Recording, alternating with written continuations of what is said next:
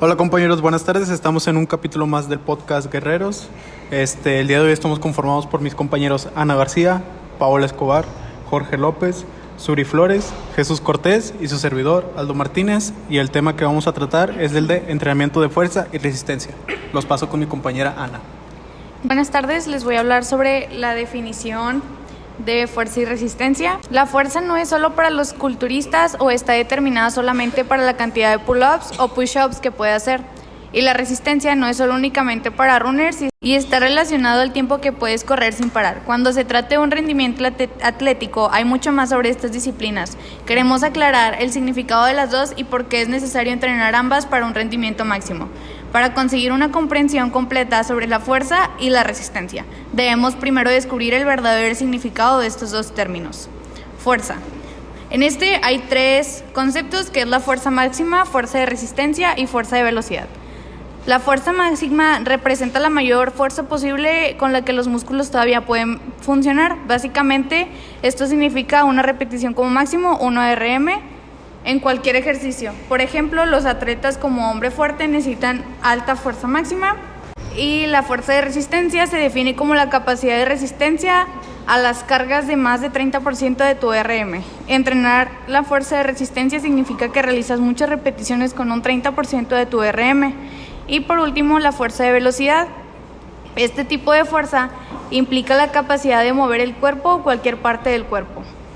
Ahora, para resistencia están estas otras tres: resistencia de corta duración, de media duración y de larga duración. La de corta duración, se lleva a cabo en esfuerzos físicos de 45 segundos a 2 minutos. La de media duración, en cuanto a la resistencia, tu cuerpo recibe energía a través de aprovisionamiento energético aeróbico con esfuerzo físico que dura entre 2 a 8 minutos. Y la de larga duración se refiere a las actividades que duran más de 8 minutos. Esto sería todo de mi parte. A continuación pasaremos con mi compañera Paola Escobar. Hola, buenas tardes. Yo les voy a hablar sobre los ejercicios de la resistencia y la fuerza. Bueno, la resistencia se divide en aeróbica y anaeróbica. Y algunos ejercicios o ejemplos de actividades aeróbicas son caminar, trotar o correr, andar en bicicleta, nadar, remar, patinar y ejercitarse en una máquina escaladora o elíptica. Y los ejercicios para una resistencia anaeróbica son levantamiento de pesas, abdominales, trabajo con máquinas de fuerza en el gimnasio, atletismo de velocidad con series cortas de sprint para trabajar la explosividad, atletismo de fuerza como lanzamientos de jabalina, de disco, de peso y los entrenamientos basados en alta intensidad como el CrossFit.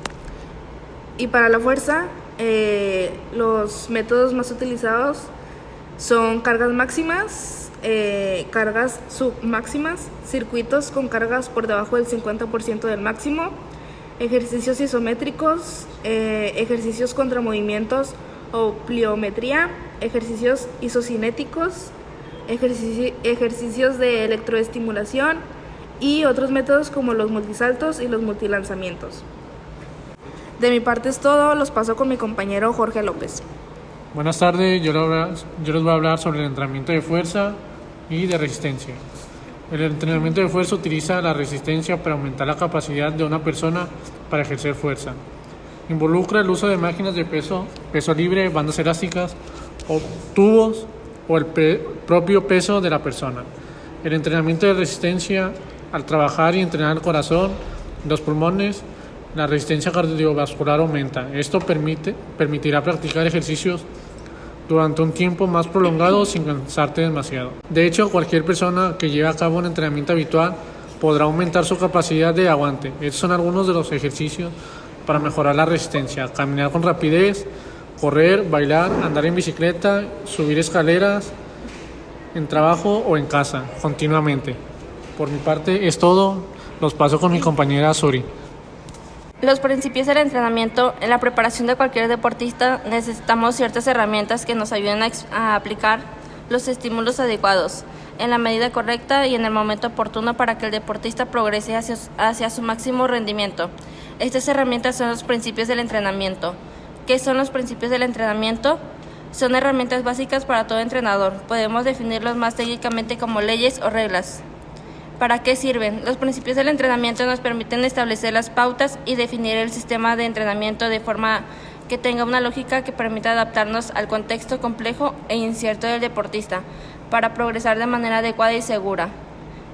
A continuación, sigue mi compañero Aldo. Ok, para finalizar estos temas, yo les voy a hablar sobre los principios fundamentales.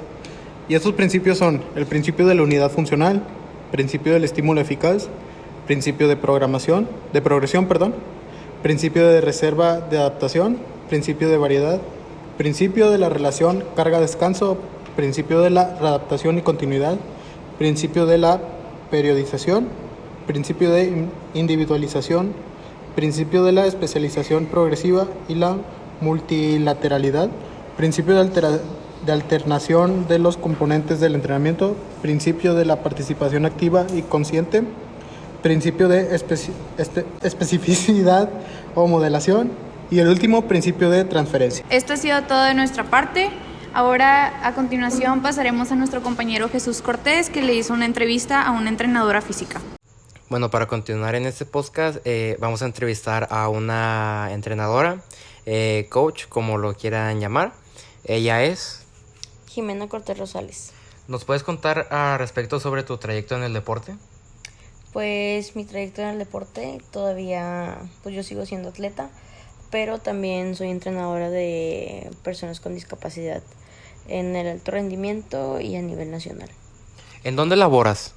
Laboro en el Centro de Alto Rendimiento del INDE.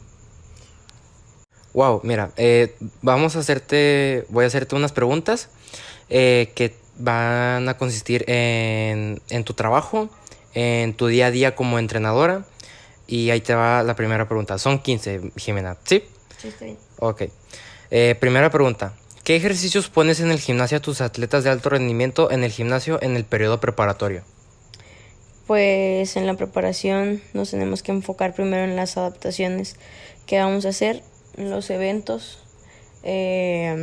más que nada los ejercicios que sean enfocados en los que ellos quieren fortalecer sus extremidades inferiores o superiores. Segunda pregunta. ¿Cómo entrenan tus atletas la resistencia en los deportes paralímpicos?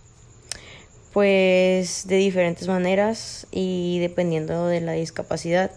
Por ejemplo, la resistencia de un amputado, pues la podemos trabajar en fases y pues también dependiendo de las características, si son interválicos, si son de velocidad, ya es referente dependiendo de cuál es el objetivo. Tercera pregunta. ¿Cuál es el tiempo que necesita un atleta de descanso en el periodo transitorio antes de la competencia fundamental? Pues lo que normalmente nosotros hacemos son 2 días antes de la competencia. Ok. Cuarta pregunta. ¿Qué se necesita trabajar primero, la resistencia o la fuerza? ¿Qué es lo que recomiendas más?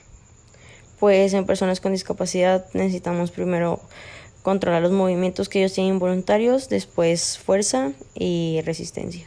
¿Y en alguna persona que no tenga ninguna discapacidad? Empezaríamos por la fuerza. Quinta pregunta.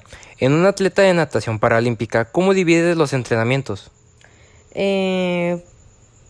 Pues son por grupos musculares. Cada día vemos diferentes grupos musculares y no hacemos siempre una preparación general, como tan repetitivos los ejercicios todo el tiempo. Sexta pregunta. ¿Cómo se trabajan los entrenamientos en el periodo competitivo en la alberca? En la alberca pues son más específicos, o es más volumen o es más intensidad, dependiendo de la planificación. Séptima pregunta. ¿Qué modelo de planificación aplicas a tus atletas? Pues aplico los macros, los micros, los mesos, dependiendo de cada evento que tengamos próximo de diferentes discapacidades, porque los eventos varían mucho y las competencias también. Las temporalidades solamente tenemos una para los que compiten en los paranacionales, pero pues es muy diferente para los de alto rendimiento. Octava pregunta. ¿Cómo manejas las cargas de entrenamiento a tus atletas? También dependiendo de la discapacidad y dependiendo de la temporalidad de los eventos que tenemos, porque nosotros tenemos preselectivos, selectivos, abiertos, series mundiales. Todo eso se adapta dependiendo de las temporalidades de esos eventos y de los chequeos que se tienen que hacer correspondientes a cada entrenador. Refiriéndome a la pregunta de la planificación y las cargas de entrenamientos, en personas que no tengan alguna discapacidad, ¿cómo se manejarían? Pues dependiendo de las etapas, por ejemplo, cuánto va a durar tu etapa general, tu etapa específica, cuándo empiezas la precompetitiva y la competitiva. También pues dependiendo las cargas de cada deporte. Novena pregunta. ¿Cuál es la magnitud y orientación de las cargas de entrenamiento? La orientación, Y la magnitud. pues la magnitud depende mucho pues los ejercicios y la etapa en la que estés, porque pues no puedes meter tanta intensidad si ya estás en tu pico de competencia. Décima pregunta. ¿Qué capacidades intervinientes y relevantes sugieres aplicar en la planificación? ¿En la planificación paralímpica o convencional? En las dos. Por ejemplo, en la paralímpica siempre tienes que tener procesos de adaptación porque hay discapacidades que son muy espásticas o que se atrofian. Entonces, pues tienes que ver eso. Y pues en el convencional, pues solamente evaluar cuáles son tus objetivos y cuál es tu meta. Bueno, seguimos con la 11ª pregunta. ¿Qué ciclo de entrenamiento usas por lo general a tus atletas? Pues en la planificación, por ejemplo, de natación, pues yo no los aplico tanto, pero se aplican en el agua. Por ejemplo, ciclos de intervalos para recuperar durante un periodo prolongado. También en eso se enfoca mucho cómo mejorar la resistencia en los tiempos de ellos y sobre todo, más que nada, que reduzcan pues su nivel de fatiga. ¿En el centro de alto rendimiento te enfocas más en la natación o en qué deportes te enfocas más?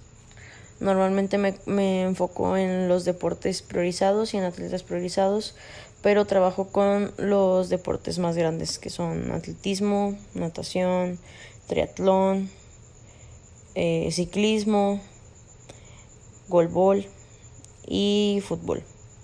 Bueno, seguimos con la pregunta número 12. ¿Qué test aplicas para medir las capacidades de tus atletas?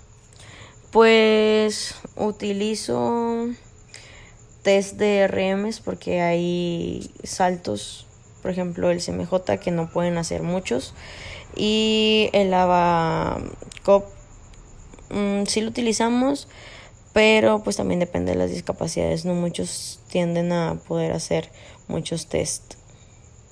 Bueno, seguimos con la pregunta número 13. ¿Cuáles son los objetivos de tu ciclo de entrenamiento que aplicas para tus atletas? Mejorar la resistencia. Pregunta número 14. ¿Cuáles son los objetivos generales y específicos de tu planificación hacia tus atletas?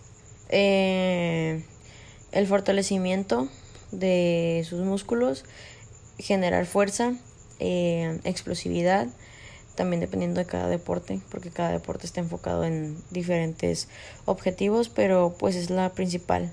Pues también que tengan un mejor control de sus movimientos, que considero que es un poquito difícil esa parte, pero sí se puede mejorar mucho. Ok, seguimos con la pregunta número 15 y última pregunta.